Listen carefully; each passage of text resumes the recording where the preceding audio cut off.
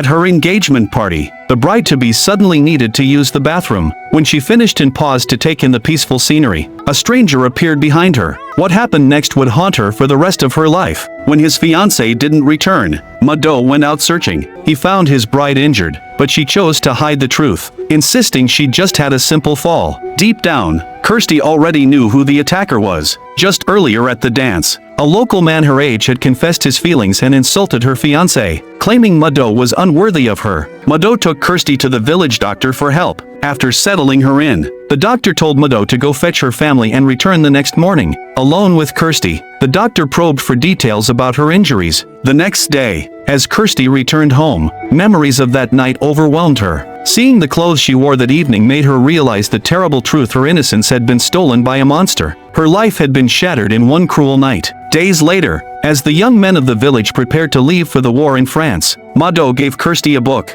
Inside she found all the money Mado had saved and his uncle's address in America. They both dreamed of escaping to America and starting a new life. In return, Kirsty gave Mado the necklace her father left her before he died. But when Mado leaned in for a farewell kiss, Kirsty pulled away. She was still trapped in the darkness of that night, haunted by nightmares that replayed the trauma again and again. With the young men gone to war, the village returned to its quiet routine, but Kirsty's heart remained restless. Soon, she realized she was pregnant. Desperate to hide her growing anxiety, she worked herself to exhaustion on the farm, confusing her family. Her greatest joy was receiving letters from Mado, each line filled with hope and longing. One day, while mailing a letter, Kirsty was suddenly struck by morning sickness. Luckily, no one saw her. In this small village, being pregnant before marriage was seen as shameful and unforgivable. Despite her efforts to hide the truth, an old woman soon noticed something was wrong. As time passed, Kirsty's belly grew harder to conceal. She wrapped her stomach tightly with a white cloth,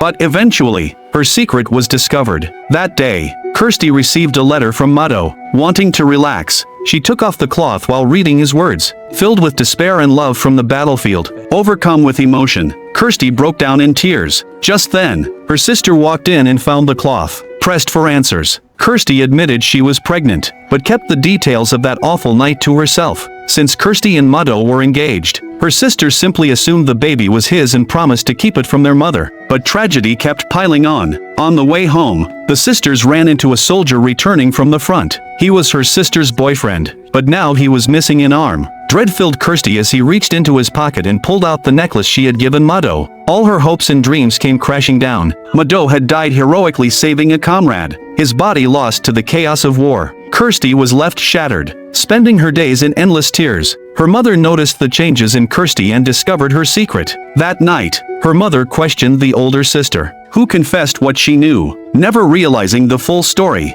The next morning, Kirsty's mother woke her with urgent news. They needed to leave for England, so Kirsty could have the baby far from the judgmental eyes of their village. Her mother blamed Mado for being irresponsible, but Kirsty, desperate to protect his reputation, finally confessed everything. Her mother was devastated to learn what had really happened that night. If the truth came out, their family's honor would be destroyed forever. But the shock was too much. Kirsty's water suddenly broke, over 2 months before her due date. As they scrambled to prepare for the birth, the village chief appeared at their door. Her mother composed herself and sent him away, using the girl's rest as an excuse. She stayed by Kirsty's side through the pain until a healthy baby boy was finally born. But when Kirsty reached for her child, her mother refused. She pleaded, but her mother allowed her only a brief moment to hold her baby. After just a few seconds, the child was taken away. No matter how Kirsty begged or struggled, her mother would not risk their family's reputation. That night, Kirsty's mother and sister whispered about what to do next. To protect the family's honor, they decided on the cruelest solution. But Kirsty overheard everything. Late at night when everyone was asleep, she crept to her mother's side, took her baby and slipped out into the darkness.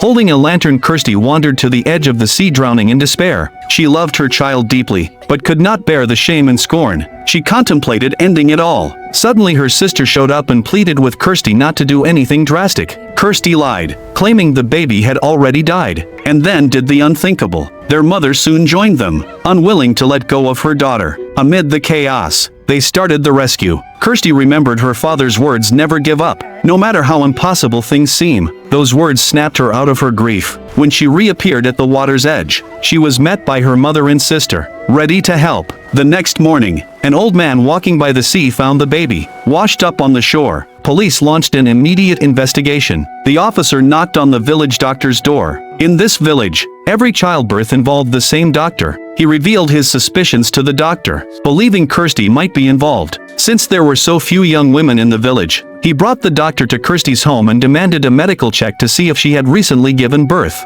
Her mother explained the situation, and the doctor gave Kirsty an exam, pretending to show concern. This made Kirsty suspicious. He seemed to know too much. After the exam, he told the officer that Kirsty hadn't given birth, hoping to close the matter. But the officer was not convinced. He decided to bring in an outside doctor the next day. That night, the village doctor warned Kirsty's mother about the coming investigation. The next day, the officer arrived with 2 doctors. Her mother agreed to the exam, but only let one doctor inside. The doctor examined the older sister instead, while Kirsty hid in another room, still recovering. Asked about the abandoned baby, the village doctor speculated it might have come from another town. Without proof, the police had no choice but to let the matter drop. But Kirsty could not rest. She replayed every moment from that night and realized the doctor's confidence came from knowing exactly what had happened. Piecing it all together, she finally saw the truth. The doctor, so respected by everyone, was her attacker. Consumed by pain and rage, Kirsty found the courage to confront him. The doctor acted calm, trying to coax her inside and pretending to care. But Kirsty stood at the door, trembling, her voice steady as she revealed everything.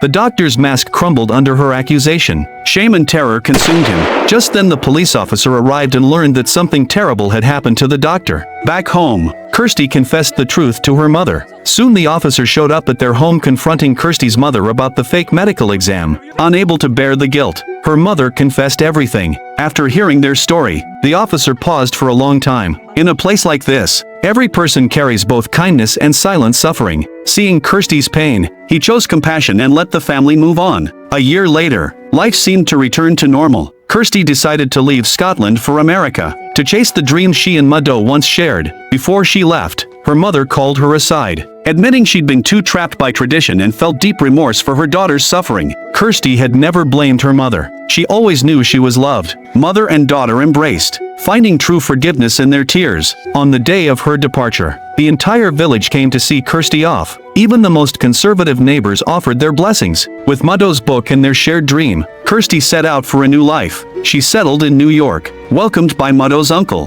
One day, a knock came at the door. There stood Mado, her long-lost fiancé. He had survived, trapped behind enemy lines, and only returned after the war ended. All the suffering and waiting finally led to this gentle reunion. This story is based on true events. It never shouts or points fingers. Instead, it quietly shows how women protect their dignity and hope, even in silence and shame. A mother can be both oppressor and victim. Kirsty's resilience is the reality of countless women fighting to survive against the tide of history. Their resistance isn't loud, but found in their perseverance and forgiveness. This is not just Kirsty's story, but a tribute to every woman who refuses to bow to fate.